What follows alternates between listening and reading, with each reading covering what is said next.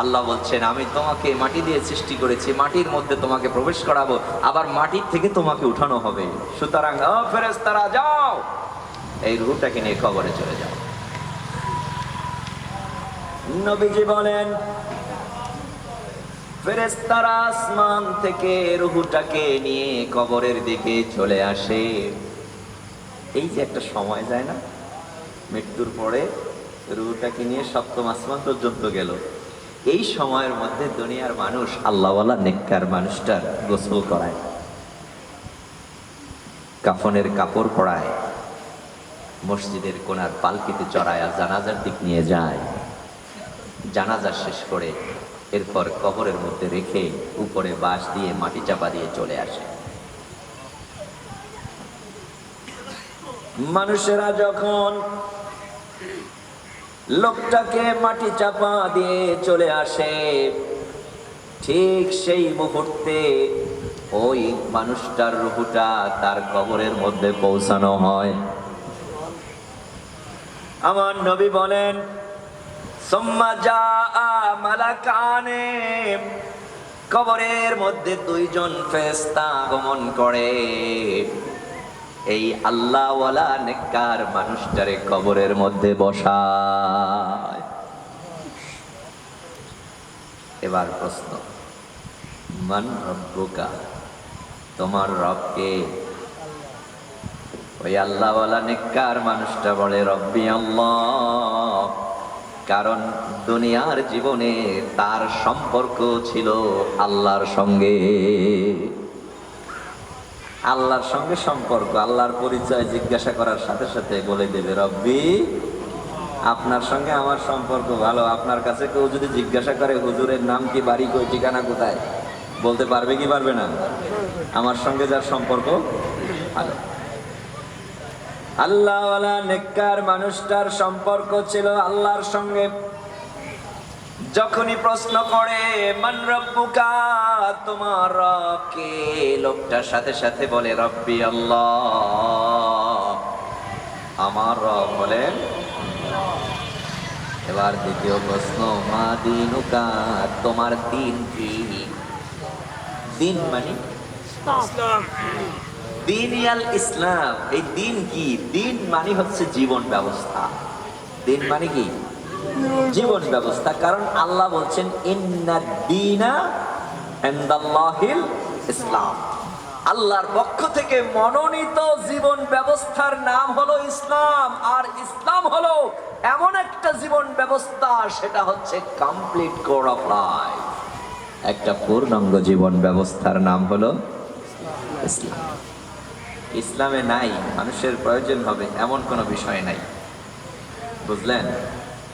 ইসলামে নাই মানুষের প্রয়োজন হবে, কিয়ামত পর্যন্ত এমন কোন বিষয় নাই যার দিক নির্দেশনা ইসলামে নাই।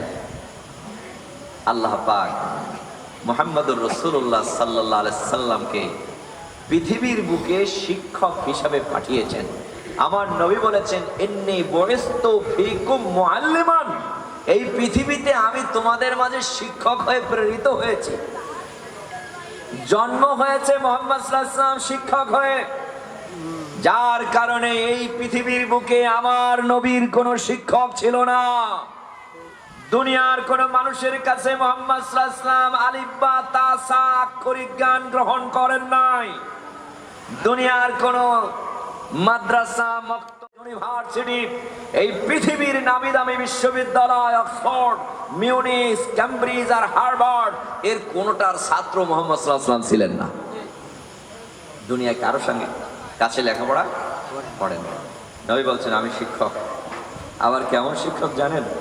আল্লাহ নবী বলছেন সালু আন্নী উজিবুকুম, এই পৃথিবীর মানুষ, তোমার ব্যক্তিগত সমস্যা, পারিবারিক সমস্যা, সামাজিক সমস্যা, রাষ্ট্রীয় সমস্যা বা আন্তর্জাতিক পরিমণ্ডলে কোন সমস্যার যদি সম্মুখীন হও, আমি নবী মুহাম্মদ সাল্লাল্লাহু আলাইহি ওয়াসাল্লামের কাছে প্রশ্ন করো, উজিবুকুম, আমি তোমার প্রশ্নের জবাব দিয়ে দেব। যে দুনিয়ায় কারো কাছে লেখাপড়া করে নাই, স্কুল কলেজ মাদ্রাসায় পড়েন নাই, সে শিক্ষক। আবার বলছেন যে কোনো প্রশ্ন করবা, সেই প্রশ্নের জবাব আমি দিয়ে দেব। তাহলে মোহাম্মদ সাল্লাল্লাহু আলাইহি ওয়াসাল্লাম কেমনে জবাব দিবেন লেখাপড়া না করে? নবী বলেন, উম্মত প্রশ্ন করবা তুমি, আমি জবাব দিব। শোনো, আল্লাহু ইউতি, আমার আল্লাহ আমারে শিখায় দিবে। মুহাম্মদ সাল্লাল্লাহু আলাইহি ওয়াসাল্লাম সরাসরি আল্লাহর পক্ষ থেকে ড্রিল হতেন। এজন্য আল্লাহ পাক বলছেন, ওয়ামা মিন গায়িবাতিন ফিস সামাই ওয়াল আরদ ইল্লা ফি কিতাবিম মুবিন। আল্লাহু আকবার। আল্লাহ বলছেন, ওয়ামা মিন গায়িবাতিন, এমন কোন গায়েব নাই। গায়েব মানে কি? গায়েব মানে অদৃশ্য বা গোপন। ওয়ামা মিন গায়িবাতিন, এমন কোন গায়েব নাই, এমন কোন অদৃশ্য বিষয় নাই। ফিস সামাই ওয়াল আরদ, আসমান এবং জমিনের মধ্যে, আসমান এবং জমিনের মধ্যে এমন কোন গোপন বিষয় নাই যেটা মানুষের প্রয়োজন হবে। ইল্লা ফি কিতাবিম মুবিন, যেই বিষয়ের দিক নির্দেশনা এই সুস্পষ্ট কিতাবের মধ্যে আল্লাহ বর্ণনা করেন নাই। সুতরাং আপনার ব্যক্তিগত সমস্যা কি আছে, পারিবারিক সমস্যা কি আছে, সামাজিক সমস্যা কি আছে, রাষ্ট্রীয় সমস্যা কি আছে, যে কোনো সমস্যার আপনি সম্মুখীন হন না কেন, কোরআনের কাছে চলে আসলে কোরআন আপনার সব সমস্যার সমাধান দিয়ে দিবে। আল্লাহু আকবার। তাহলে এটা হচ্ছে একটা কমপ্লিট কোড অফ লাইফ, পূর্ণাঙ্গ জীবন ব্যবস্থার নাম হলো দ্বীন আল ইসলাম। সম্মানিত ভাইরা আমার, আল্লাহওয়ালা মানুষ যিনি হবে তার জিন্দেগি পরিচালিত হবে দ্বীন আল ইসলামের উপরে। সেই মানুষটাকে যখন কবরে প্রশ্ন করা হবে, মা দীনুকা, তোমার দিন কি, ওই মানুষটির সাথে সাথে বলবে দ্বীন আল ইসলাম, আমার জীবন ব্যবস্থা ছিল ইসলাম। কয়টা প্রশ্ন হলো? এবার 3 নাম্বার প্রশ্ন। 3 নাম্বার প্রশ্ন, নবীজিকে কবরের মধ্যে হাজির করা হবে। সুবহানাল্লাহ বলেন। এবার কবরের মধ্যে হাজির করে আল্লাহওয়ালা নেককার মানুষটাকে প্রশ্ন করা হবে, মান হাযার রাজুল আল্লাযী বুইসা ফীকুম। মান কে, হাযার রাজুল এই লোকটা, এই লোকটা কে, আল্লাযী বুইসা ফীকুম, যাকে তোমাদের মাঝে পাঠানো হয়েছিল। এবারে ইশারা দিয়া, হাজা ইসমে ইশারা, বলবে এই লোকটা কে, অর্থাৎ মুহাম্মদ সাল্লাল্লাহু আলাইহি ওয়াসাল্লামকে কবরে হাজির করে ওই আল্লাহওয়ালা নেককার মানুষটার সামনে প্রশ্ন করা হবে, বলো এই লোকটা কে, যাকে দুনিয়ার মাঝে তোমাদের জন্য পাঠানো হয়েছিল। ওই মানুষটা নবীজিকে দেখে সাথে সাথে বলবে, হাদা নবিয়ুনা মুহাম্মদ সাল্লাল্লাহু আলাইহি ওয়াসাল্লাম, এ তো আমাদের নবী মুহাম্মদ সাল্লাল্লাহু আলাইহি ওয়াসাল্লাম। কারণ ওই আল্লাহওয়ালা নেককার মানুষটার গোটা জিন্দেগি ছিল মুহাম্মদ সাল্লাল্লাহু আলাইহি ওয়াসাল্লামের আদর্শ। লাকাদ কানা লাকুম ফি রাসূলিল্লাহি উসওয়াতুন হাসানা, তোমরা যদি উত্তম আদর্শ গ্রহণ করতে চাও তাহলে মুহাম্মদ সাল্লাল্লাহু আলাইহি ওয়াসাল্লামের আদর্শ গ্রহণ করো। আল্লাহওয়ালা মানুষটা মুহাম্মদ সাল্লাল্লাহু আলাইহি ওয়াসাল্লামের আদর্শ গ্রহণ করেছে, ব্যক্তিগত জীবনে রাসূলকে গ্রহণ করেছে, পারিবারিক জীবনে নবী মুহাম্মদকে অনুসরণ করেছে, আবার সামাজিক জীবনেও রাসূলকে গ্রহণ করেছে, আবার রাষ্ট্রীয় জীবনেও রাসূলুল্লাহকে গ্রহণ করেছে, জীবনের সকল ক্ষেত্রে রাসূলকে অনুসরণ করেছে। নবীজিকে দেখার সঙ্গে সঙ্গে নবীজিকে চিনতে পারবে, বলবে এই লোকটাকে তো সারা জীবন ফলো করেছি, ইনি আমার নবী মুহাম্মদ সাল্লাল্লাহু। কয়টা প্রশ্ন হলো? এইবার বলেন, কবরের মধ্যে যারা 3টি প্রশ্নের জবাব দিতে পারবে ওই মানুষগুলোকে কবরে 4 নম্বরে আর একটা প্রশ্ন করা হবে। শুনছেন জীবনেও? হ্যাঁ, সারা জীবন শুনছেন 3টা। আরে 3টা তো সবার জন্য, কিন্তু আল্লাহওয়ালা নেককার মুত্তাকি পরহেজগার মানুষ যারা জান্নাতি মানুষ হবে তাদের জন্য কবরে রয়েছে 4টা প্রশ্ন। কয়টা? এখন 4 নাম্বার প্রশ্নটা কি বলেন তো? 1450 বছর আগে মুহাম্মদুর রাসূলুল্লাহ সাল্লাল্লাহু আলাইহি সাল্লাম 4 নাম্বার প্রশ্ন বলে দিয়েছেন। 4 নাম্বার প্রশ্ন হবে মা ইলমুকা। কি প্রশ্ন? মা ইলমুকা, তোমার ইলম কি, বিদ্যা কি? তুমি যে এই 3টা প্রশ্নের জবাব দিলাম, তা কোন বিদ্যার মাধ্যমে এই 3টি প্রশ্নের জবাব তুমি জানতে পেরেছো? 4 নাম্বার প্রশ্ন কি মুখস্থ করেন? মা ইলমুকা। প্রশ্নের জবাব দিলাম, কোন বিদ্যার মাধ্যমে এই 3 প্রশ্নের জবাব তুমি জানতে পেরেছো?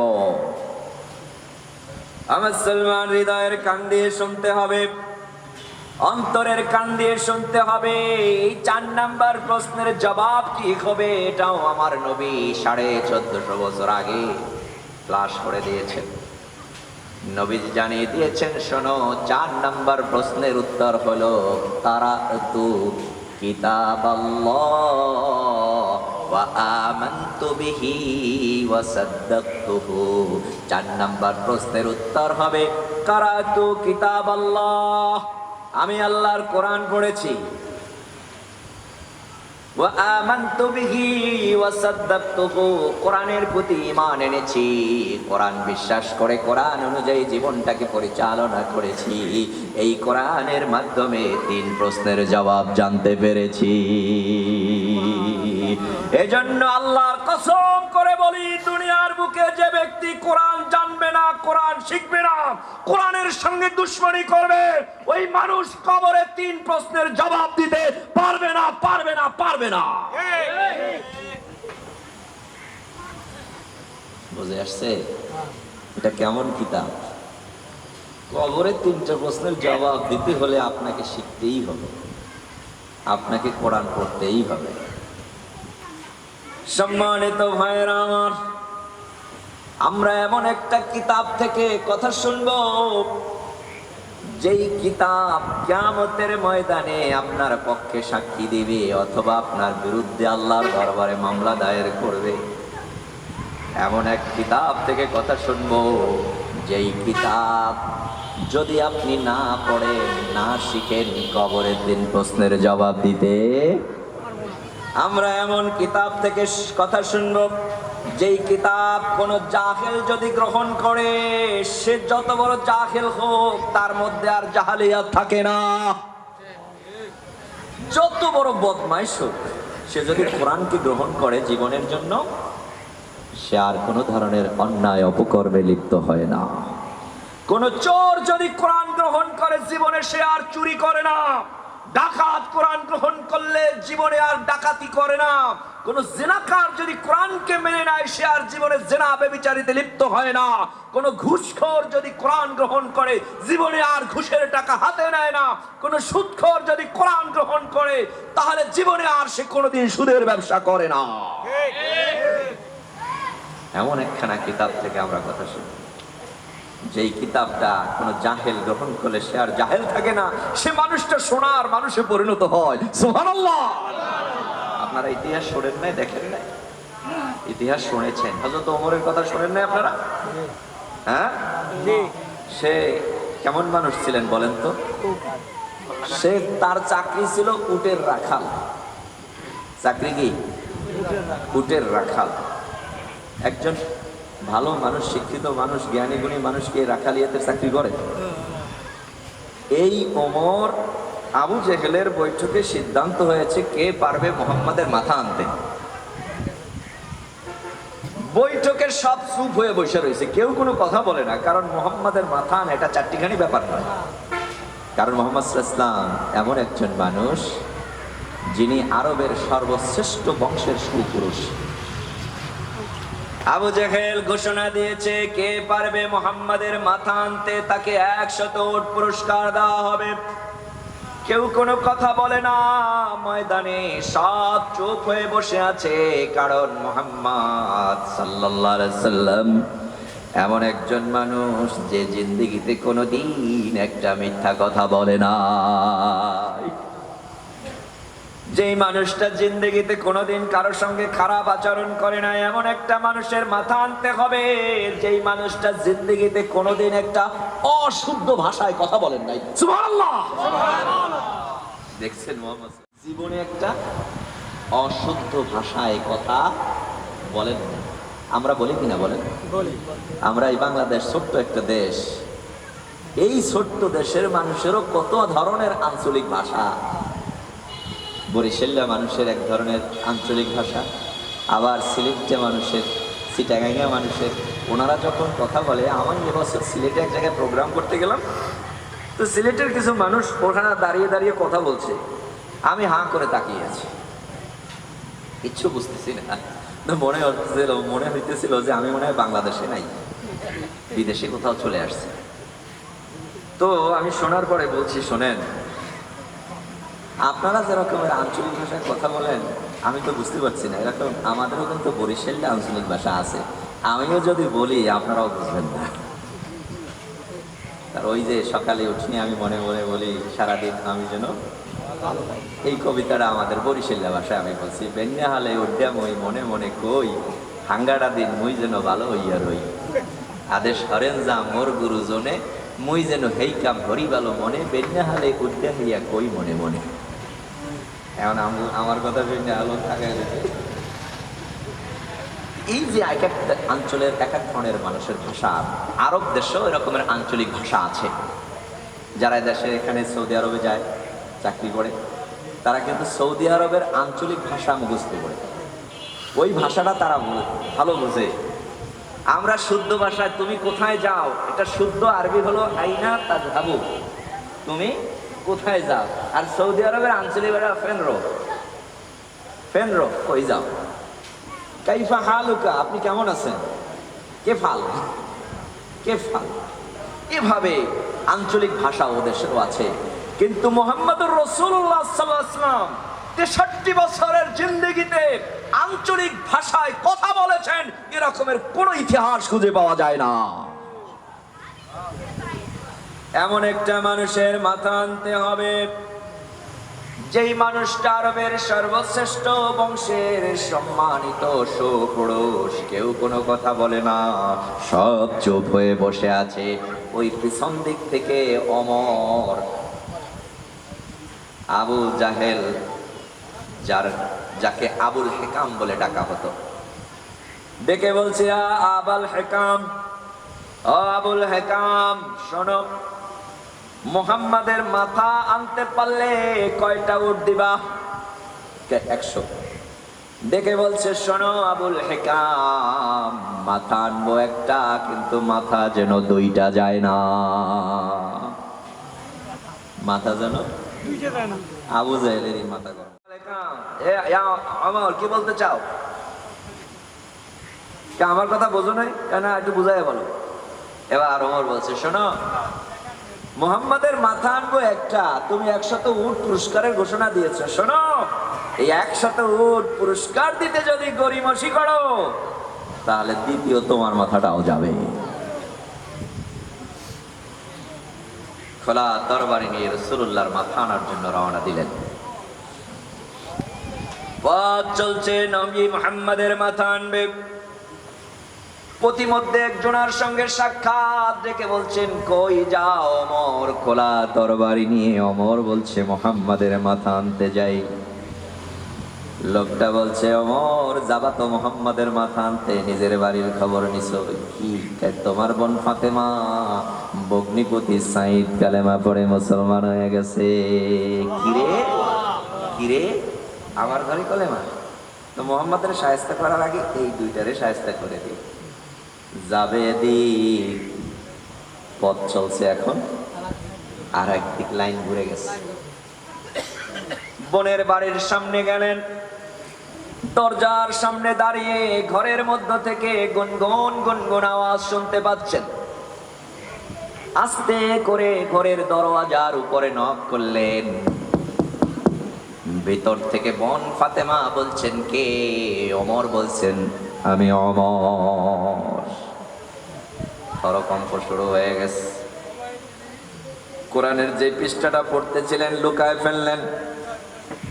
শিক্ষক ছিলেন হযরতে খাব্বাব ইবনুল আরদ রাদিয়াল্লাহু তাআলা আনহু, তাকেও লুকায় ফেললেন। বোন ভগ্নিপতি দরজা খুললেন। ওমর বলছেন, কিসের আওয়াজ শুনতেছিলাম? যেমন ভাই তেমন তার বোন, সাথে সাথে কোরআনের আওয়াজ। ওমরের মেজাজ গরম, ভগ্নিপতির উপর হামলা শুরু করলেন। রক্তাক্ত হয়ে গেল, স্বামী রক্তাক্ত। ওমরের বোন সহ্য করতে না পেরে স্বামীকে জড়ায় ধরলেন। এবার ওমর নিজের বোনের উপর হামলা শুরু করলেন। ওমর বলছেন, কালেমা সারবি, কোরআন সারবি, না হয় জীবন দিবি। বোন ফাতেমা বলে, ভাই জীবন দিতে পারি, কিন্তু যেই কোরআন গ্রহণ করেছি এই কোরআন ছাড়তে পারি না। বোনের কথা ভাইয়ের অন্তরের মধ্যে রেখাপাত করেছে।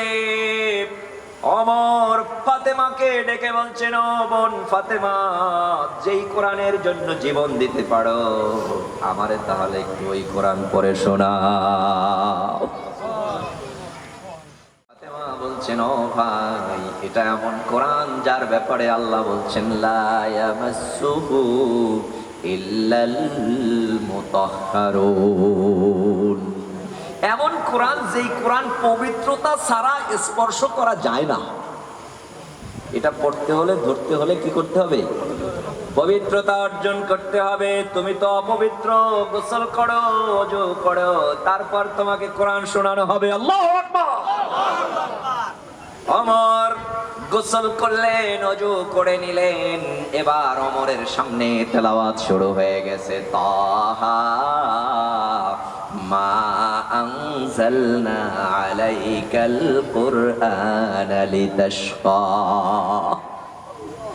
ইল্লা তাযকিরাতাল লিমান ইয়াখশা তানজিলাম মিম্মান খালাকাল আরদা ওয়াস সামাওয়াতিল উলা আর রাহমানু আলাল আরশি ইস্তাওয়া লাহু মা ফিস সামাওয়াতি ওয়া মা ফিল আরদি ওয়া মা বাইনাহুমা ওয়া মা তাহতাস সারা। কোরআনের এক একটা হরফ ওমরের কলিজার মধ্যে এক একটা তীরের মতো আঘাত করতেছে। আল্লাহু আকবার। ওমর ডেকে বলছেন, ও বোন ফাতেমা, ও ভগ্নিপতি সাঈদ, তোমাদের কণ্ঠে তেলাওয়াত শুনে আমি যে তৃপ্তি পাচ্ছি, এই কোরআন যার কাছে নাজিল হয়েছে তার কণ্ঠে না জানি কত মধুর। ও বোন ফাতেমা, আমার একটু ওই নবীর কাছে নিয়ে যাও যার কাছে কোরআন নাজিল হয়। ওমর কোরআন শুনেছে, কালেমা গ্রহণ করেছে, কোরআনটাকে গ্রহণ করে নিয়েছে।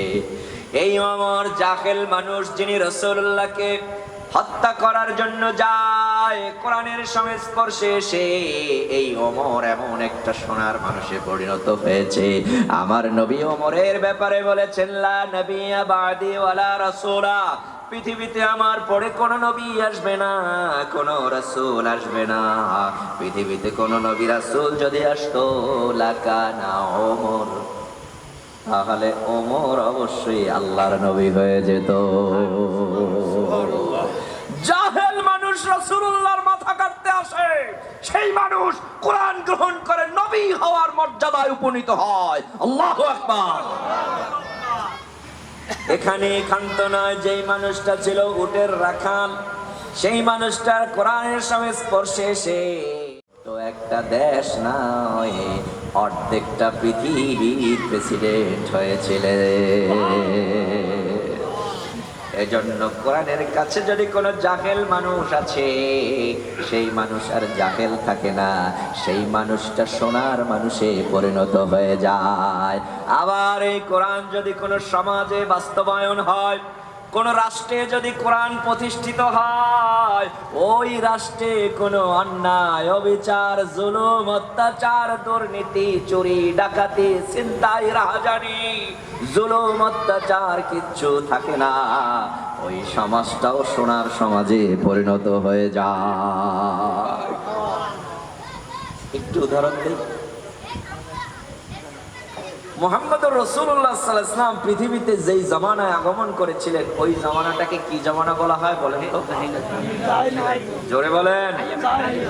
জাহেল শব্দের অর্থ কি? মূর্খ, অজ্ঞতা, মূর্খতা, বর্বরতার যুগে পৃথিবীতে এসেছিলেন মুহাম্মদ সাল্লাল্লাহু আলাইহি ওয়াসাল্লাম। সে যুগের মানুষের জাহালিয়াত, অজ্ঞতা, মূর্খতা, বর্বরতা কেমন ছিল আপনারা যারা ইতিহাস পড়েছেন তারা জেনেছেন। সংক্ষিপ্ত হলেও বলি, সে যুগের মানুষের স্বভাব এবং চরিত্র কেমন ছিল। যে যুগে আগমন করেছিলেন মুহাম্মদ সাল্লাল্লাহু আলাইহি সাল্লাম সে যুগের মানুষের নীতি আদর্শ ছিল জোর যার মুল্লুক তার, জোর যার মুল্লুক তার। সে যুগের মানুষের চরিত্র ছিল নারী এবং পুরুষেরা ন্যাংটা হয়ে কাবা ঘরকে তওয়াফ করত। নারী পুরুষ ন্যাংটা হয়ে কাবা ঘরকে তওয়াফ করত। তদানীন্তন সময়ের ওই সমস্ত মেয়ে লোকদেরকে যুবক ছেলেরা ধরে নিয়ে পাহাড়ের চূড়ায় উঠায়া তাদের ইজ্জতকে হরণ করে ধাক্কা মেরে নিচে ফেলে দিয়ে দুনিয়া থেকে বিদায় করে দিত। যে যুগে পৃথিবীতে এসেছিলেন মুহাম্মদ সাল্লাল্লাহু আলাইহি সাল্লাম সে যুগে নারী জাতি মানুষ রূপে পরিগণিত ছিল না। মেয়ে লোকদেরকে বলা হতো আল মারআতু হিবালাতুশ শায়াতিন, মহিলারা হলো শয়তানের রশি। যে যুগে পৃথিবীতে এসেছিলেন মুহাম্মদ সাল্লাল্লাহু আলাইহি সাল্লাম সে যুগে কোন পুরুষ একটা ঘরে যদি 5টা কন্যা সন্তান থাকতো একজন পুরুষই 5টা মেয়েরে বিয়ে করে নিত। যে যুগে এসেছিলেন মুহাম্মদ সাল্লাল্লাহু আলাইহি সাল্লাম সে যুগে কোন ঘরে যদি সুন্দরী নারী থাকতো যুবক ছেলেরা ওই সুন্দরী নারীকে ঘর থেকে টেনে হিঁচড়ে বের করে তার ইজ্জতকে হরণ করত। যে যুগে পৃথিবীতে এসেছিলেন মুহাম্মদ সাল্লাল্লাহু আলাইহি সাল্লাম সে যুগে সমাজপতিরা, সমাজের নেতারা মাঝে মাঝে নাচ গানের, এখন এই নাচ গানে নৃত্য করার জন্য গর্ভবতী মেয়ে লোকদেরকে ধরে আনা হতো। যে সমস্ত মেয়ে লোকের পেটে রয়েছে সন্তান ওই সমস্ত মেয়ে লোকদেরকে এনে ন্যাংটা করে নৃত্য করতে তারা বাধ্য করত। নাচতে নাচতে ক্লান্ত হয়ে যখন মেয়ে লোকগুলো পড়ে যেত সমাজপতিরা চাকু এনে পেটটাকে ফেরে পেটের মধ্য থেকে নবজাতক শিশুটাকে বের করে আনত। শিশু আর শিশুর মা রক্তের মধ্যে ছটফট করে দুনিয়া থেকে বিদায় নিয়ে চলে যেত। এটা দেখে দেখে সমাজের নেতারা আনন্দ উপভোগ করত। এই জামানায় পৃথিবীতে আগমন করেছিলেন মুহাম্মদ সাল্লাল্লাহু আলাইহি ওয়াসাল্লাম। আল্লাহর নবী এই মানুষদের মাঝে কোরআন দিয়ে দাওয়াত দিলেন মক্কা নগরীতে 1 বছর নয় 2 বছর নয় একটানা 13 বছর। কত বছর? কিন্তু এই 13 বছর কোরআন দাওয়াত দিয়েছেন কিন্তু আল্লাহর নবী মক্কা নগরীতে কোরআন প্রতিষ্ঠা করতে পারে নাই। কোরআন প্রতিষ্ঠা করতে পারেন নাই। বাংলাদেশ স্বাধীন হয়েছে কয় বছর? পারছেন আজ পর্যন্ত কোরআন প্রতিষ্ঠা করতে? তো মুহাম্মদুর রাসূলুল্লাহ পারেন না। আমরাও তো কোরআনের দাওয়াত দিই, তাই না? কিন্তু পারসি দাওয়াত দিয়ে কোরআন প্রতিষ্ঠা করতে পারি নাই। মুহাম্মদ সাল্লাল্লাহু আলাইহি ওয়াসাল্লাম মক্কায় 13 বছরে পারেন না। এইবার দেখেন আল্লাহর নবী মুহাম্মদ সাল্লাল্লাহু আলাইহি ওয়াসাল্লাম 13 বছরে কিছু মানুষ তৈরি করেছেন।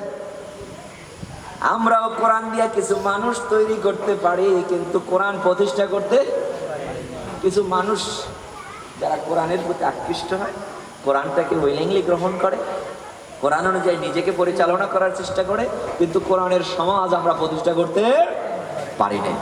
মুহাম্মদ সাল্লাল্লাহু আলাইহি সাল্লাম 13 বছর মক্কায় কোরআন দিয়ে দাওয়াত দিয়েছেন কিন্তু মক্কায় আমার নবী কোরআন প্রতিষ্ঠা করতে পারেন নাই। নবী মক্কা থেকে হিজরত করে চলে গেলেন মদিনায়। মদিনায় যাওয়ার পরে মদিনার মানুষ, বিশাল লম্বা ইতিহাস, সেদিকে যাব না, সংক্ষেপে কথা বলছি। মদিনায় যাওয়ার পরে মদিনার মানুষ মুহাম্মদ সাল্লাল্লাহু আলাইহি ওয়াসাল্লামকে মদিনার নেতা হিসেবে গ্রহণ করেছে।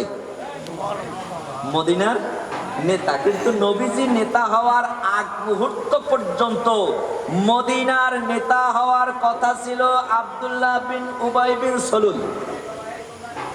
ওনার নামে ঘোষণা দিবে যে মদিনার রাষ্ট্রের প্রধানমন্ত্রী আব্দুল্লাহ বিন উবাই বিন সুলুল।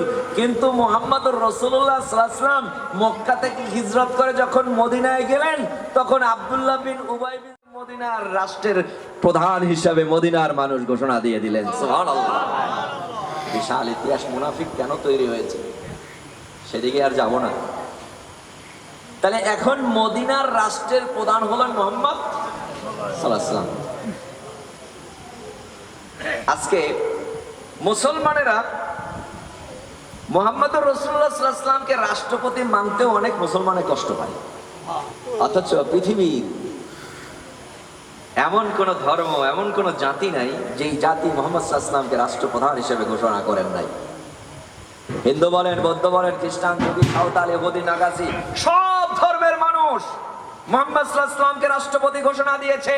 ঐতিহাসিক পি.কে. হিট্রি তিনি মুহাম্মদ সাল্লাল্লাহু আলাইহি ওয়াসাল্লামকে একজন খ্রিস্টান মানুষ লিখেছেন, মুহাম্মদ সাল্লাল্লাহু আলাইহি ওয়াসাল্লাম was not mere prophet and simply religious leader but also a prominent politician and past president of Islamic Republic of Medina.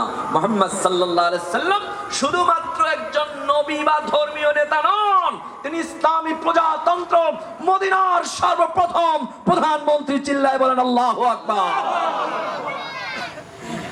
মদিনার প্রধানমন্ত্রীকে বলেন এখন মুহাম্মদ সাল্লাল্লাহু আলাইহি ওয়াসাল্লাম। আল্লাহ কয়, বন্ধু মুহাম্মদ, আপনি মক্কায় ছিলেন, কিন্তু মক্কায় কিন্তু আপনি প্রধানমন্ত্রী ছিলেন না। মক্কা পরিচালনা করেছে আবু জাহেল, আবু লাহাব, উতবা, শায়বা, আবু সুফিয়ানেরা। মক্কায় আপনার নেতৃত্ব ছিল না, মদিনায় আপনি এখন নেতা। আপনি মদিনার রাষ্ট্রের প্রধান। মদিনার রাষ্ট্রে আপনি যেই হুকুম জারি করবেন, আপনার রাষ্ট্রের মানুষ আপনার হুকুম মানতে বাধ্য।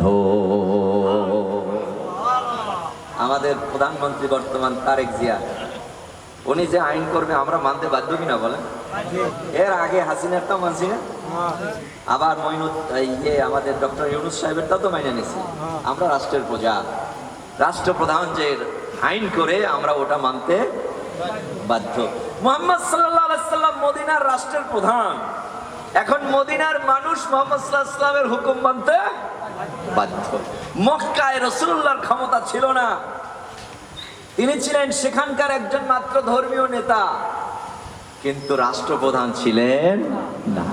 মদিনায় যখন রাষ্ট্রপ্রধান হলেন, মক্কায় থাকাকালীন অবস্থায় যে ধরনের আয়াত ছিল, আল্লাহ পাক মদিনায় আসার পর আয়াতের ধরনও ঘোরায় দিলেন। মক্কার আয়াত ছিল, ইয়া আইয়ুহান রাসূল বাল্লিগ মা উনজিলা ইলাইকা মির রাব্বিক। ও নবী, আমি আল্লাহ যেই কোরআন আপনার কাছে নাজিল করি, আপনার দায়িত্ব হলো এই কোরআন মানুষের মাঝে পৌঁছায় দেওয়া, কোরআন দিয়ে দাওয়াত দেওয়া, এটা আপনার দায়িত্ব। কিন্তু মদিনায় যাওয়ার পরে আয়াত কি হয়ে গেল? আল্লাহ বলছেন, বিল হক লিতাহকুমা বাইনান নাস বিমা আরাকাল্লাহ। আল্লাহ বলেন, হো বন্ধু, ইন্না আনজালনা ইলাইকাল কিতাব, আমি আল্লাহ আপনার কাছে কোরআন নাজিল করেছি। কি করবেন? জুজদানে পেঁচাইয়া ঘরের টাকার উপর রেখে দিবেন? না, সেজন্য নয়। লিতাহকুমা বাইনান নাস বিমা আরাকাল্লাহ, কোরআনের হুকুমত আপনি সমাজে প্রতিষ্ঠা করবেন, কোরআন অনুযায়ী বিচার করবেন, মীমাংসা করবেন। আল্লাহ যেভাবে আপনাকে দেখায় দিবেন সেভাবেই আপনি কোরআন অনুযায়ী সমাজকে পরিচালনা করুন। একটার পর একটা বিধান নাজিল হয়। আল্লাহর নবী তার রাষ্ট্রে ঘোষণা দিয়ে দেয়।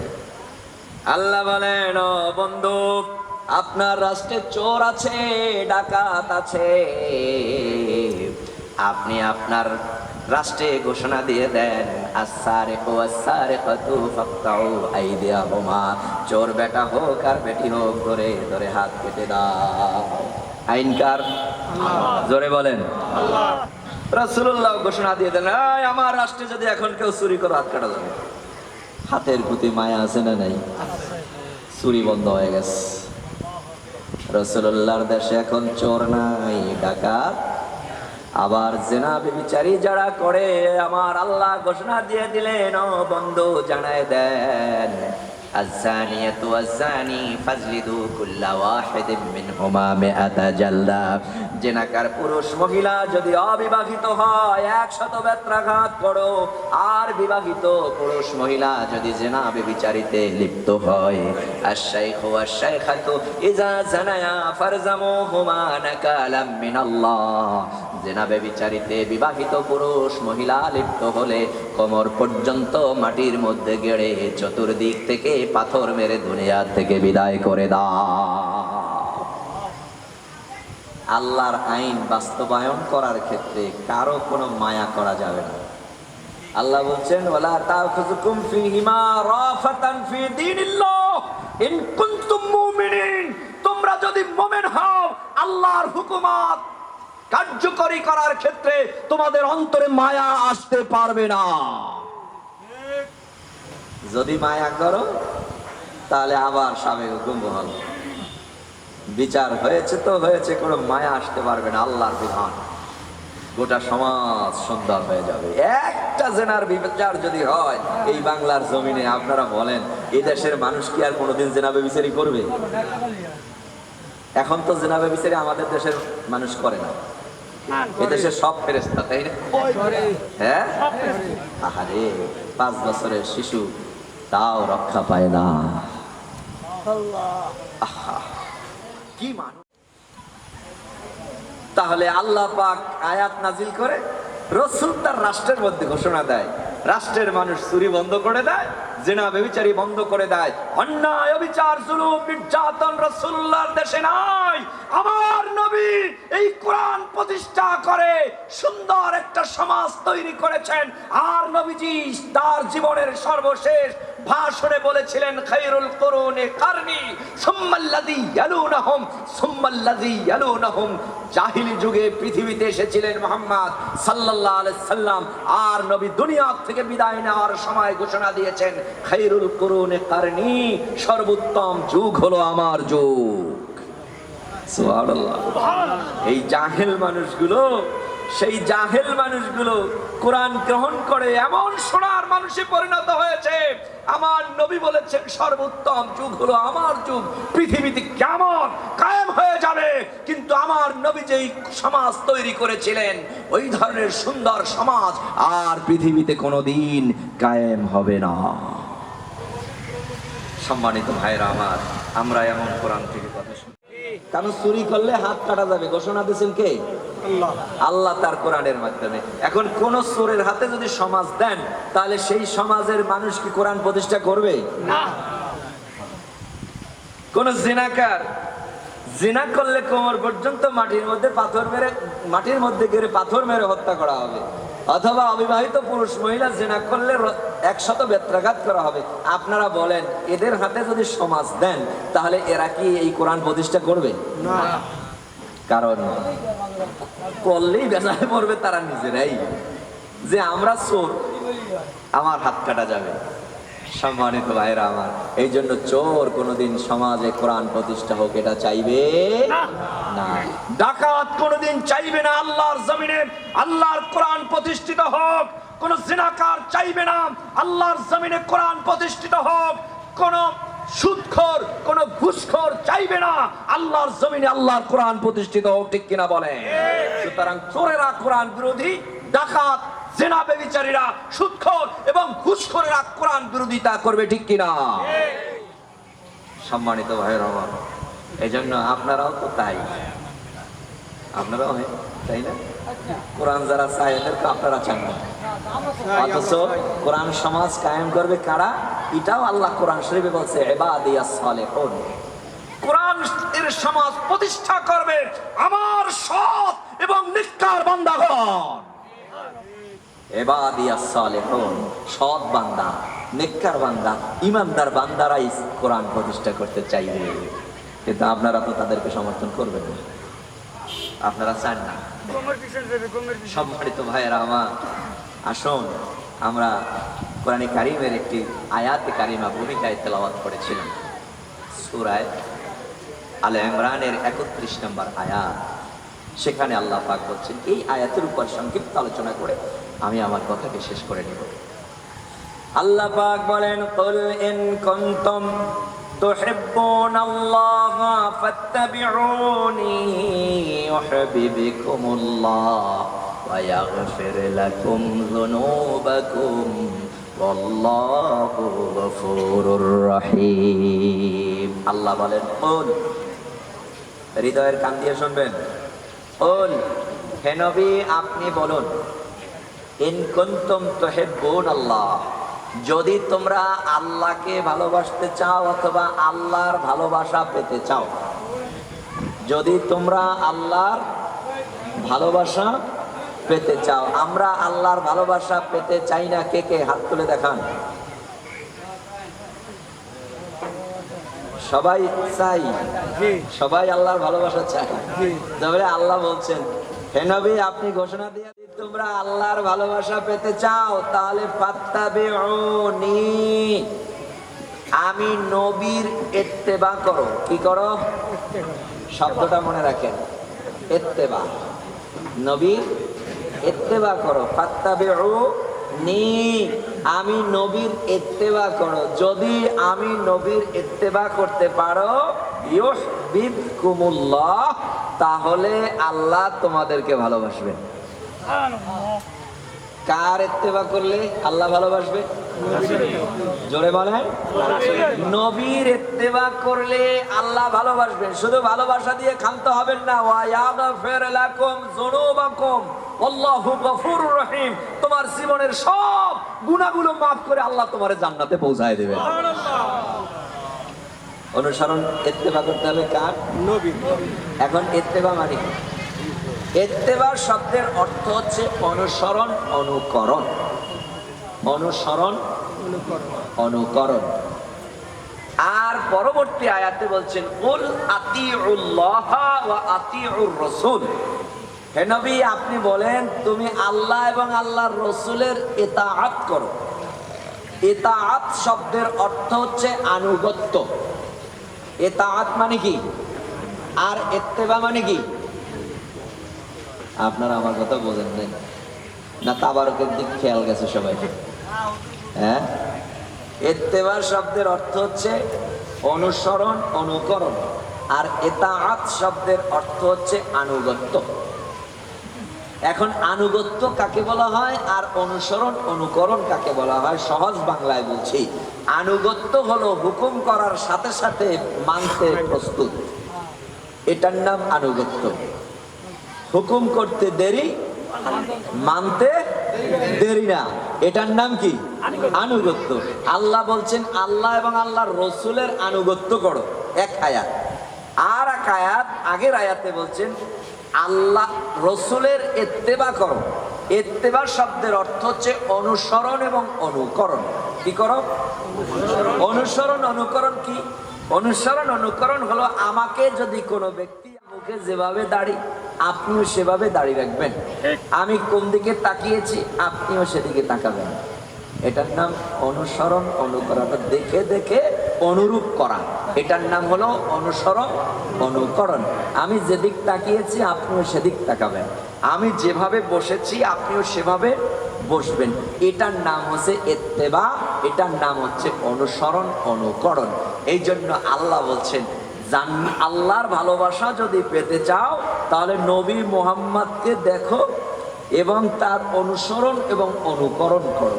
নবী যেভাবে জুতাটা পরছে তোমার জুতাটাও সেভাবে পরো। কারণ মুহাম্মদ সাল্লাল্লাহু আলাইহি সাল্লাম হলেন শিক্ষক। তিনি এমন কোন বিষয় নাই যেই বিষয় উম্মতরে শিখায় নাই।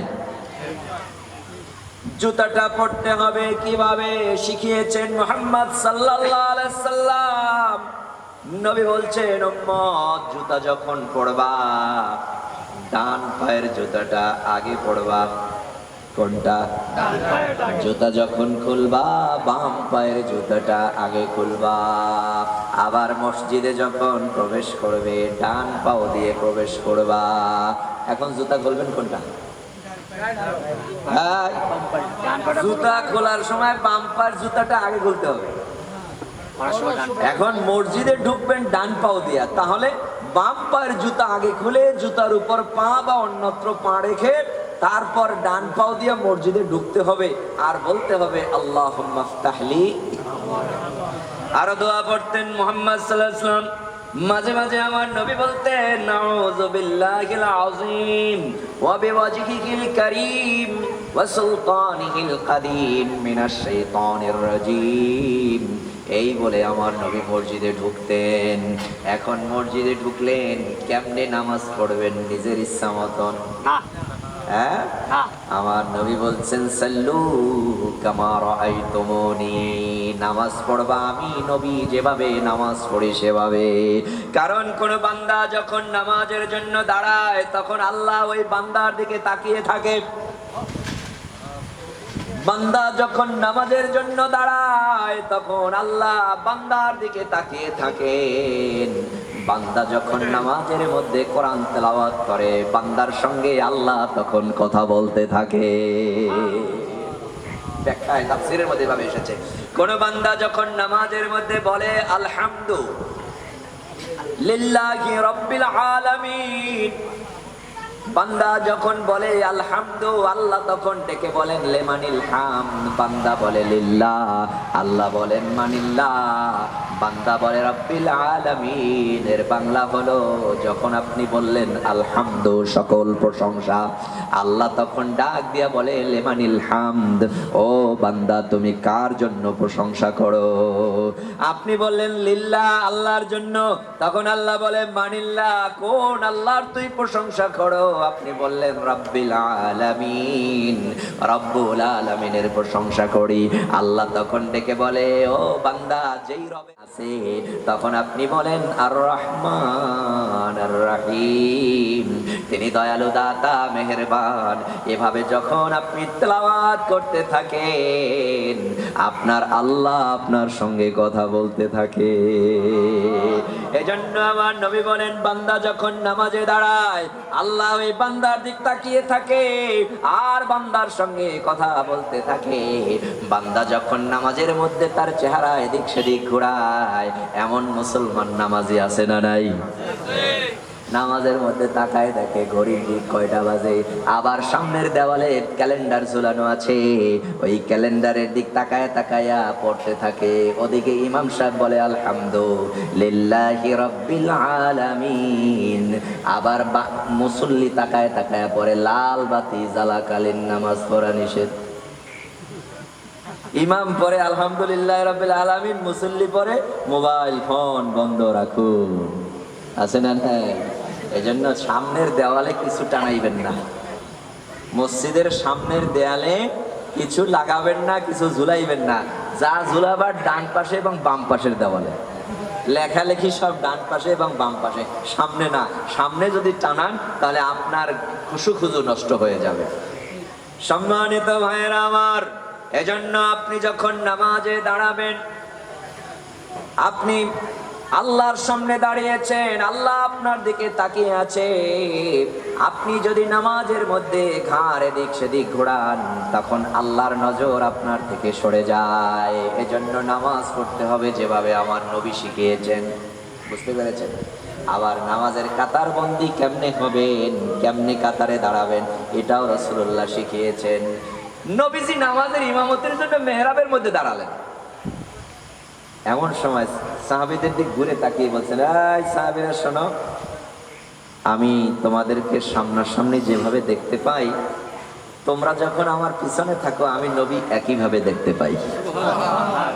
এত আস্তে সুবহানাল্লাহ। আরে পৃথিবীতে একজন মাত্র নবী যিনি সামনেও যেভাবে দেখতেন পিছনেও একইভাবে দেখতেন। নবীজি বলেন, শোনো, আমি ইমামতির জন্য দাঁড়ালাম, তোমরা আমার পিছনে।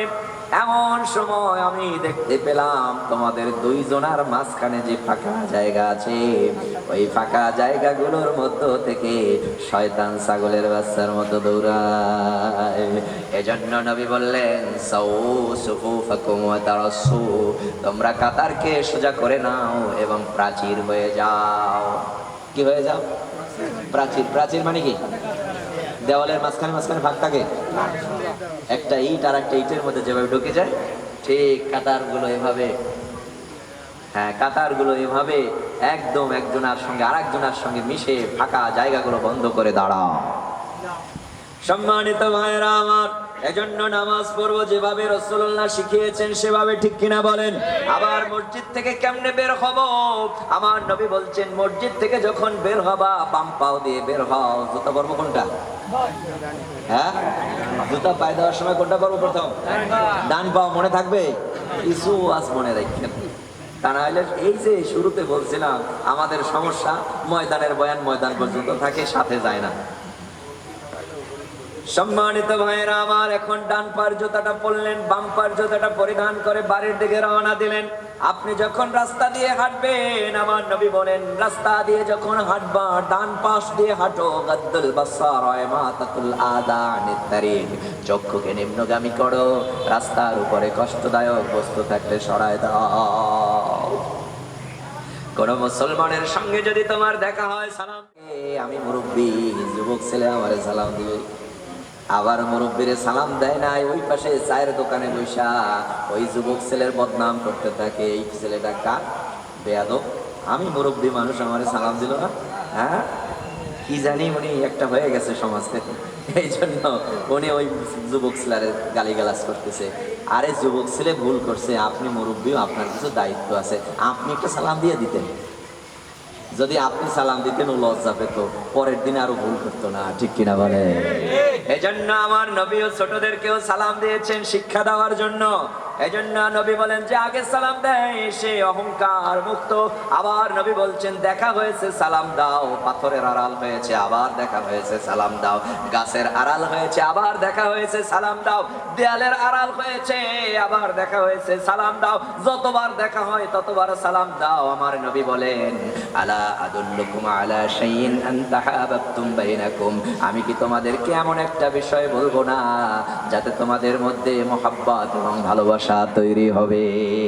আমার নবী বলেন ইফশুস সালামা বাইনাকুম, বেশি বেশি সালামের প্রচলন করো, তোমাদের মধ্যে ভালোবাসা এবং মহব্বত বেড়ে যাবে।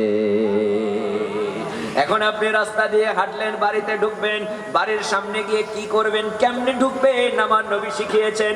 নবী বলেন বাড়ির সামনে যখন যাবে তখন বলো আসসালামু আলাইকুম। তোমার 10 তলা বিল্ডিং, নিচতলায় কলিং বেল আছে, কলিং বেলে হাত দাও আর বলো আসসালামু আলাইকুম। তোমার সালামের জবাব কেউ দিক আর না দিক, আমার নবী বলেন যে ব্যক্তি বাড়ির সামনে গিয়ে সালাম দেয় তখন ইবলিস শয়তান অন্যান্য শয়তানদেরকে ডেকে ডেকে বলতে থাকে, এই শয়তানেরা শোনো, এই বাড়িতে তোমাদের থাকার জায়গা নাই। এখন আপনি সালাম দিয়ে ঘরের মধ্যে ঢুকলেন, ঘরের দরওয়াজাটা কেমনে বন্ধ করবেন? আমার নবী বলেছেন গাল্লিকিল আবওয়াব ওয়াজকুর ইসমাল্লাহ, ঘরের দরওয়াজা যখন বন্ধ করবা বলো বিসমিল্লাহ। আমার নবী বলেন যে ব্যক্তি বিসমিল্লাহ বলে ঘরের দরওয়াজা বন্ধ করে, ওই ঘরটাকে আল্লাহ পাক যাবতীয় বিপদ আপদ মুসিবত থেকে হেফাজতে রাখে। আপনার যদি দৃঢ় ইয়াকিন, দৃঢ় বিশ্বাস নিয়ে বিসমিল্লাহ বলে ঘরের দরওয়াজা বন্ধ করতে পারেন, আমিও দৃঢ়তার সাথে বলতে পারি আপনার ঘরের মধ্যে সাপ, বিচ্ছু, জিন, ভূত তো দূরের কথা, যত বড় দুর্ধর্ষ ডাকাত হোক না কেন ঘরের দরওয়াজা ভেঙে ভিতরে ঢুকতে পারবে না। সাহাবায়ে কেরাম বললেন ইয়া রাসূলুল্লাহ, আমাদের তো ঘর আছে। একটা লাঠি নিলেন, এভাবে ছেড়ে দিয়ে বললেন যার ঘর আছে দরজা নাই সেই লোকটা অন্তত ঘরের সামনে একটা বিসমিল্লাহ বলে লাঠি ছেড়ে দিবা, তোমার ঘরটাকে বিপদ থেকে হেফাজত করবেন আল্লাহ। এখন আপনি ঘরের মধ্যে ঢুকলেন, সামনে খাবার খাবেন, আমার নবী বলছেন খাবার যখন দেখতে পাও তখন বলো আল্লাহুম্মা বারিক লানা ফিমা রাযাকতানা ওয়া কিনা আযাবান নার। ও আল্লাহ, এই খাদ্যের মধ্যে আপনি আমাকে বরকত দান করেন, আল্লাহ আপনি আমাকে জাহান্নামের আযাব থেকে বাঁচান। এখন আপনি খাবার খাবেন, কেমনে খাবেন? আমার নবী বলেন কুলু মিন জাওয়ানিবিহা ওয়ালা তাকুলু মিন ওয়াসতিহা ফা ইন্নাল বারাকাতা তানজিলু মিন ওয়াসতিহা। খাবার যখন খাবা এক পাশ দিয়ে খাইও, মাঝখান দিয়ে খাইও না, কারণ মাঝখানে বরকত নাজিল হয়। তুমি যদি শুরুতেই বরকত খাও এভাবে যদি প্রতিনিয়ত চলতে থাকে কোনোদিন অভাব যাবে না। এজন্য খাদ্য যখন পরিবেশন করবা এক পাশ দিয়ে দাও, পাতিল থেকে যখন খাবার উঠাবা এক পাশ দিয়ে উঠাও, মাঝখান থেকে নয়। সম্মানিত ভাইয়েরা আমার, আপনি খাবার খাবেন কেমনে খাবেন সেটাও আমার নবী শিখিয়েছেন। খাবার যখন খাবা পেটটারে তিনটা ভাগ করো, এক ভাগে পানি দাও, আর এক ভাগে খালি রাখো, আর এক ভাগ খাবার দাও। এক ভাগে খাবার আর এক ভাগে পানি আর এক ভাগ খালি রাখো। এভাবে যদি আপনি অভ্যাস করতে পারেন, আমিও বলবো আপনি সব ধরনের অসুখ বিসুখ থেকে আল্লাহ আপনার হেফাজতে রাখবে। হযরতে ওমর রাদিয়াল্লাহু তাআলা আনহু যখন অর্ধেকটা পৃথিবীর প্রেসিডেন্ট, এই সময় একদল খ্রিস্টান ডাক্তার ওমরের কাছে আসলেন, ওমর আমিরুল মুমিনিন, আমরা হলাম ডাক্তার কিন্তু ধর্মে খ্রিস্টান, আমরা একটু আপনার কাছে অনুমতি চাই, মদিনায় একটা হাসপাতাল বানাবো, অনুমতি দিবেন? হযরত ওমর বলেন ঠিক আছে বানাও হাসপাতাল, এটা তো সেবামূলক প্রতিষ্ঠান, বানাতে সমস্যা নাই, বানাও। অনুমতি দিলেন, হাসপাতাল বানালেন। 3 মাস পরে হাসপাতালের সব মাল সামানা গুছায় আবার রওনা দিছে। প্রতিমধ্যে ওমরের সঙ্গে সাক্ষাৎ, তোমরা জানি ডাক্তার না, হাসপাতাল বানাবার কথা ছিল না, বানাইছিলাম? ওমর হাসপাতাল তো বানিয়েছিলাম, কিন্তু দুঃখের বিষয় এই 3 মাসে মদিনায় আমরা একটা রোগীও পাই না। 3 মাসে মদিনায় একটা রোগীও পাই নাই। এখন এবার প্রশ্ন করেন, ও আমিরুল মুমিনিন খলিফাতুল মুসলিমিন, আমাদের জানতে ইচ্ছে হয় মদিনায় রোগী নাই কেন? এবার ওমর বলেন, শোনো, আমরা ক্ষুধা পেট নিয়ে খাইতে বসি, আবার ক্ষুধা থাকতেই খাবার শেষ করে নেই। এভাবে যদি আপনি খান আপনি সুস্থ থাকবেন ইনশাআল্লাহ। আল্লাহর রাসূলের আদর্শ, রাসূলুল্লাহ শিক্ষা দিয়েছেন সব একটা মানুষের জন্ম থেকে শুরু করে মৃত্যু পর্যন্ত কিভাবে বিছানায় ঘুমাবেন, কিভাবে বাথরুমে যাবেন, ওখান থেকে কিভাবে বের হবেন, কিভাবে আপনার গোটা জিন্দেগি পরিচালিত হবে, সব আল্লাহর রাসূল শিখিয়েছেন। রাসূল শিখান নাই এমন কোন জিনিস বাকি নাই। এজন্য আল্লাহ বলছেন, কুল ইন কুনতুম তুহিব্বুনাল্লাহ ফাত্তাবিউনি ইউহিব্বুকুমুল্লাহ ওয়া ইয়াগফির লাকুম যুনুবাকুম ওয়াল্লাহু গফুরুর রহিম। হে নবী, আপনি বলে দেন যদি আল্লাহর ভালোবাসা পেতে চাও নবী মুহাম্মাদের অনুসরণ অনুকরণ করো। যদি অনুসরণ অনুকরণ জীবনের সকল ক্ষেত্রে করতে পারো, আল্লাহ তোমাকে ভালোবাসবেন, তোমার জীবনের সব গুনাহগুলো মাফ করে আল্লাহ তোমারে জান্নাত দিয়ে দিবেন।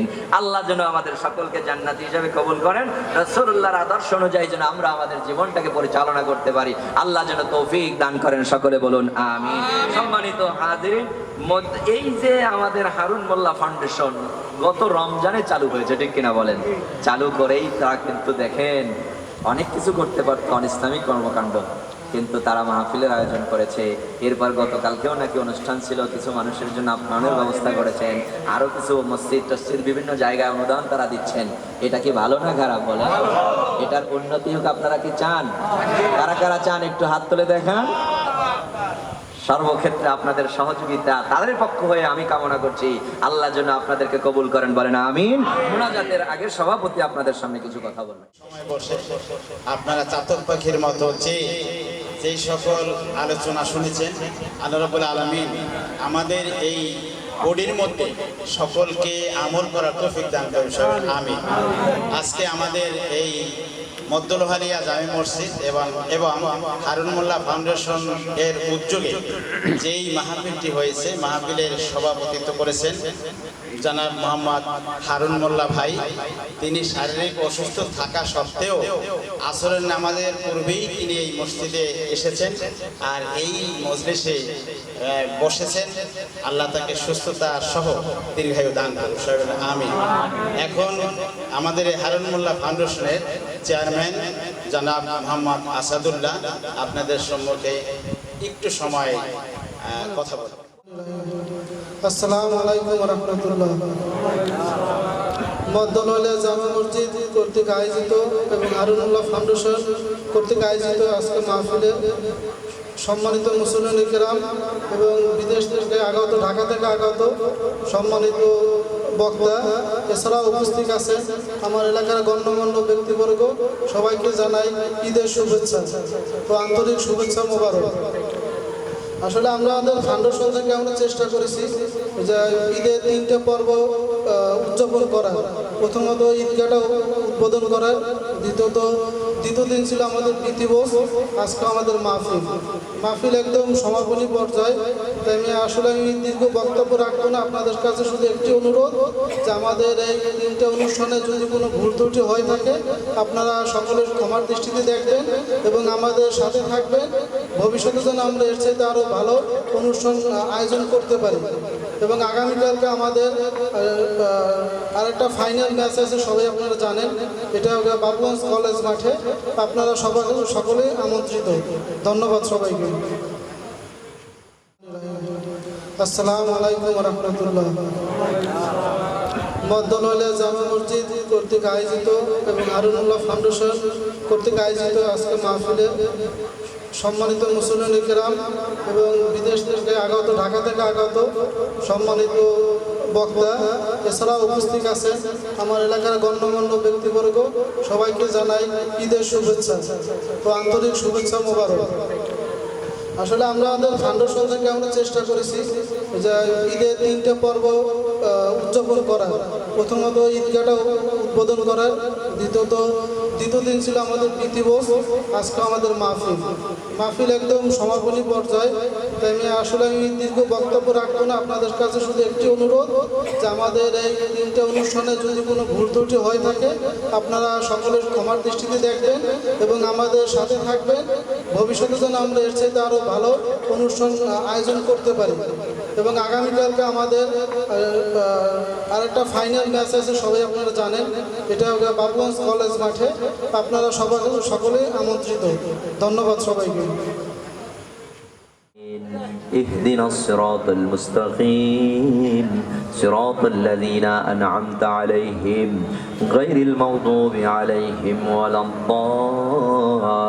الضالين آمين. بسم الله الرحمن الرحيم.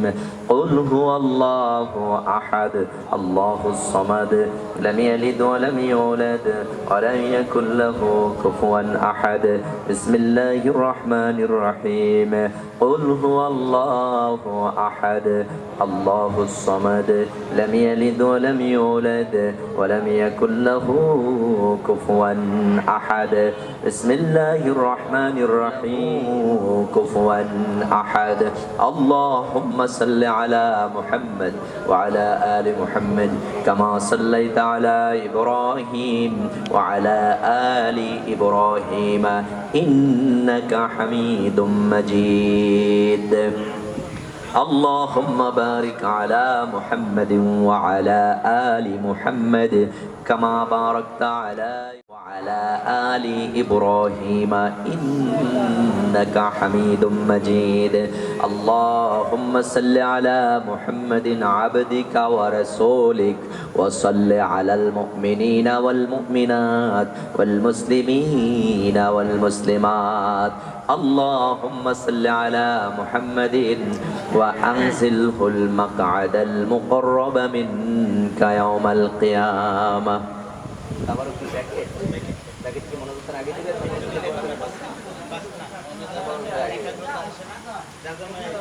সম্মানিত উপস্থিতি, আপনাদের হাতে তাবারক যাচ্ছে। আপনারা যারা দাঁড়িয়ে আছেন বা এদিক সেদিক এখনো ঘোরাঘোরা করেন, সেখানে একদিন এক রাত, এরপর তারা সেখান থেকে পাঠাই দিল আবার। আমরা চলে আসলাম DSH hospital Uttara, Dhaka specialised. ওখানে বেলা 1টার সময় দুনিয়ার থেকে বিদায় নিয়ে চলে গেছে। তো মেয়েটা 12 বছর বয়স, কিন্তু যখন তার বয়স 7 বছর ছিল, 7 বছরের বয়সের সময় দুনিয়ায় কারোর সঙ্গে সে দেখা করেনি। বয়স থেকে শুরু করে এই 12 বছর পর্যন্ত পর্দার কোনো খেলাফ ছিল না। অসুস্থতার মধ্যেও নামাজের তার কোনো ঘাটতি ছিল না। জীবনে কোনোদিন নামাজ মনে হয় আমার জানা সত্ত্বে এই 7 বছর বয়স থেকে এ পর্যন্ত কাজা করেনি।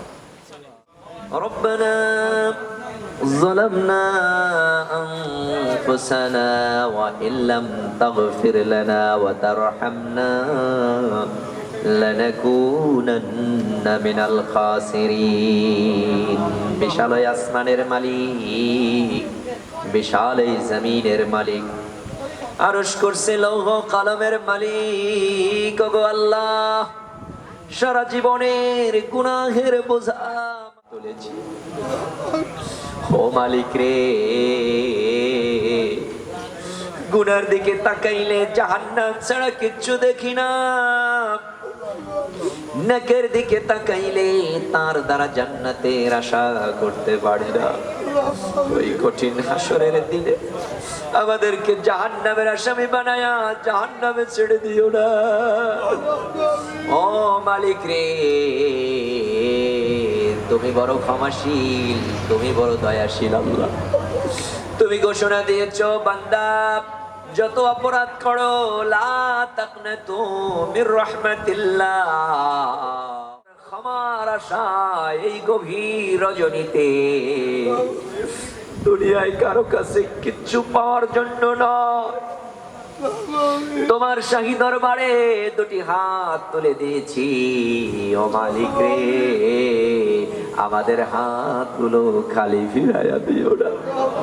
ও মালিক রে, এই ময়দানের দিকে তুমি তোমার একটু কুদরতি নজরে তাকাও, দেখো গো আল্লাহ, কত দাড়ি পাকা মানুষ, কত যুবক ভাইয়েরা, আবার কচি কাঁচা ছেলেরা তোমার শাহী দরবারে হাত তুলেছে। আল্লাহ, তোমার কাছে কার হাত কখনো প্রিয় আল্লাহ?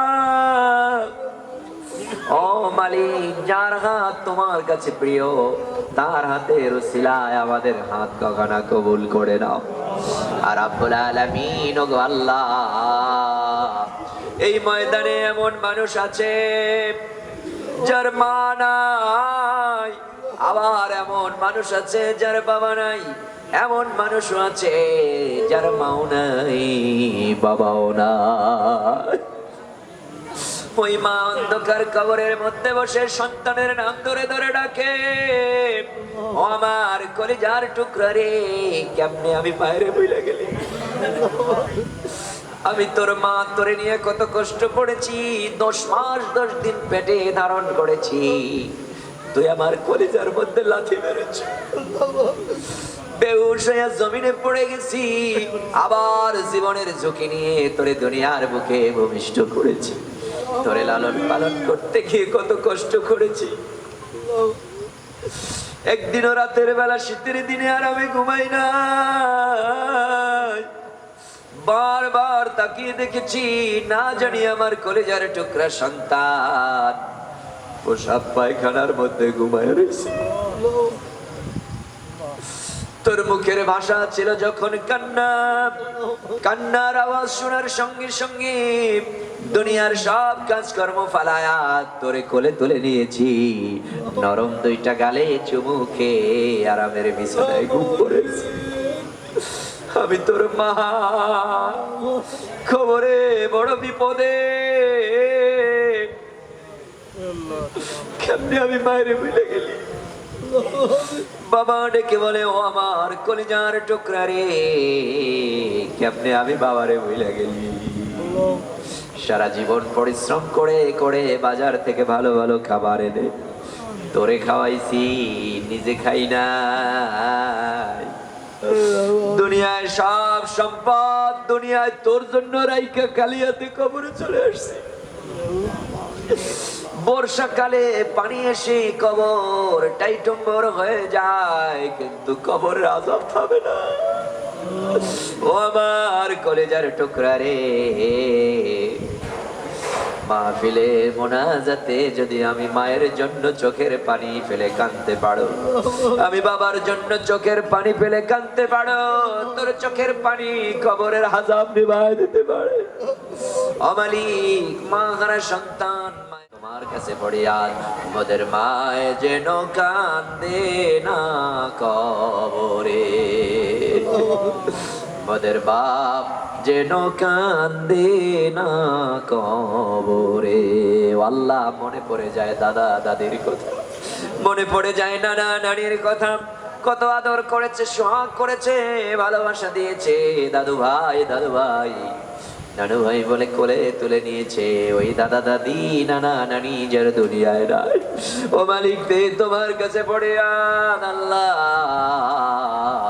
দাদা দাদির কবরে আল্লাহ আযাব দিও না, নানা নানির কবরে আল্লাহ আযাব দিও না। আল্লাহ, ভাই বোন, চাচা চাচি, পোপা পোপে, খালা খালো, মামা মামি, শ্বশুর শাশুড়ি, আত্মীয় স্বজন, পাড়া প্রতিবেশী, বন্ধু বান্ধব, ওস্তাদ শাগরিদ, স্ত্রী ছেলে মেয়ে যারা যেখানে কবরে, আল্লাহ মেহেরবানি করে সকলার কবর আযাবকে তুমি মাফ করে দাও রাব্বুল আলামিন। গো আল্লাহ, মাবুদ গো, এই ময়দানের দিকে তোমার কুদরতি নজরে তাকাও। ও আল্লাহ, এই চেহারাগুলো তুমি তোমার কুদরতি ক্যামেরায় ভিডিও করে নাও। আল্লাহ, এই চেহারাগুলো তুমি জাহান্নামের আসামি বানাইও না। ও মালিক রে, আমাদের সকলার মনের নেক মাকাসেদ গুলো পূরণ করে দাও, বিপদ আপদ মুসিবত থেকে হেফাজতে রাখো। আল্লাহ, আমাদের সব অভাব অনটন তুমি দূর করে দাও, আমাদের শরীরটাকে সুস্থ রাখো, ভালো রাখো। আল্লাহ, এমন কোন অসুখ বিমার দিও না যা আমরা সইতে পারবো না। ও মালিক রে, ও মালিক রে, আল্লাহ, কার মনে কি দুঃখ বেদনা আছে তুমি দূর করে দাও। আল্লাহ, সকলের মনের দুঃখ বেদনা গুলো তুমি দূর করে দাও। এই মহল্লায় যত কবরস্থান আছে সব কবরের মুর্দেগানকে আল্লাহ তুমি ক্ষমা করে দাও রাব্বুল আলামিন। ওগো আল্লাহ, আমার মুসলমান ভাইরা এই মহল্লায় যারা বসবাস করে প্রত্যেককে 5 ওয়াক্ত নামাজ জামাতের সাথে আদায় করার তৌফিক দাও। আল্লাহ গো, মা বোনদেরকে খাস পর্দা করার তৌফিক দিয়ে দাও রব্বুল আলামিন। আমাদের ছেলে মেয়েদেরকে তুমি নেককার মুত্তাকি পরেজগার বানাও। আল্লাহ, এমন সন্তান দান করো যেই সন্তানগুলো হবে নাজাতের ওসিলা। আল্লাহ, এমন কোন কুলাঙ্গার ছেলে মেয়ে তুমি দিও না যেগুলো হবে জাহান্নামের ওসিলা। ও মালিক রে, মাবুদ গো, আজকের এই মাহফিলের আয়োজন যারা করেছে, টাকা পয়সা বুদ্ধি পরামর্শ শরীরের মেহনত দিয়ে সহযোগিতা করেছে, সব সহযোগিতা গুলো আল্লাহ তুমি নাজাতের জারিয়া হিসেবে কবুল করো। আল্লাহ গো, এই হারুন মোল্লা ফাউন্ডেশনকে তুমি কবুল ও মঞ্জুর করে নাও, তৌফিক দিয়ে দাও। আল্লাহ, সকল বাধা বিঘ্নকে উপেক্ষা করে মহৎ উদ্দেশ্যগুলো যেন বাস্তবায়ন করতে পারে আল্লাহ, সেই তৌফিক তুমি দান করো রব্বুল আলামিন। ওগো আল্লাহ, আমাদেরকে তোমার মাহবুব বান্দা হিসেবে কবুল করো। আল্লাহ, মাত্র কয়েকদিন আগে আমি আমার কলিজার টুকরা হারিয়েছি। আল্লাহ, দুনিয়ার থেকে বিদায় নিয়ে চলে গেছে। আল্লাহ, মৃত্যুর কয়েকদিন আগেও আমাকে ডেকে বলছে, আব্বু, এই দুনিয়ায় সবচাইতে তোমারে বেশি ভালোবাসি। আল্লাহ, ডেকে ডেকে বলছে, বাবা, তুমি যখন বাসার থেকে কোথাও যাও, বাসায় যখন আসবা আমি দরজার সামনে দাঁড়ায় থাকতাম, আব্বু কখন আসবে। তুমি যদি না আসতে দেরি হইতো তখন আমি ছটফট করতাম, তোমার কাছে ফোন দিতাম, আব্বা তুমি এখন কোথায়। আল্লাহ, তুমি তোমার জান্নাতি মেহমান হিসেবে কবুল করো। আল্লাহ, আল্লাহ, ওর কবরটাকে তুমি জান্নাতের বাগান বানাও। আল্লাহ, আমাদের জন্য আল্লাহ তুমি ওকে সুপারিশকারী হিসেবে কবুল করো। আল্লাহ রাব্বুল আলামিন, তুমি দুনিয়ায় পাঠিয়েছিলে, আবার তুমি নিয়ে গেছো। আল্লাহ মাবুদ গো, তো আমাদের কোনো অভিযোগ নাই। আল্লাহ, আল্লাহ, তুমি আমাদের জন্য ওকে সুপারিশকারী হিসেবে কবুল করো রাব্বুল আলামিন। ওগো আল্লাহ, तमाम পৃথিবীর সব মুসলমানদেরকে তুমি হেফাজতে রাখো। আল্লাহ, বিশেষ করে ভারতের মুসলমান জুলুম, অত্যাচার, নির্যাতনের শিকার হচ্ছে মুসলমানরা। আল্লাহ, এই মুসলমানদেরকে তুমি তোমার গায়েবী সাহায্য দান করো। ফিলিস্তিনের মুসলমানদেরকে তোমার গায়েবী সাহায্য দান করো। আল্লাহ, পৃথিবীতে যেখানে মুসলমান জুলুম, অত্যাচার, নির্যাতনের শিকার, আল্লাহ সব মুসলমানদেরকে তুমি হেফাজতে রাখো। আল্লাহ গো, আমার দেশের প্রতি রহমত নাজিল করো, এদেশের সব সমস্যাগুলো সমাধান করে দাও। আল্লাহ গো, এদেশে কোরআনের রাজ কায়েম হয়েছে, কোরআন অনুযায়ী সমাজ চলে। আল্লাহ, একটি বারের জন্য হলেও দেখার তৌফিক দিয়ে দিও রাব্বুল আলামিন। গো আল্লাহ, দুনিয়ায় এসেছি, কবরে যেতে হবে। আল্লাহ গো, তোমার কাছে পড়ে আর মাসুম বেগুনাহ না বানাইয়া মালাকুল মউত আজরাইলের হাতে আমাদেরকে তুইলা দিও না। ও আল্লাহ, মালাকুল মউত যেদিন পাঠাইবা, ওই দিন, ওই সময়, ওই মুহূর্তে আমাদের সকলের জবানে জারি করে দিও পবিত্র কালেমায়ে তাইয়্যিবা লা ইলাহা ইল্লাল্লাহু মুহাম্মাদুর রাসূলুল্লাহ। আমিন সুম্মা আমিন। আসসালামু আলাইকুম ওয়া রাহমাতুল্লাহ।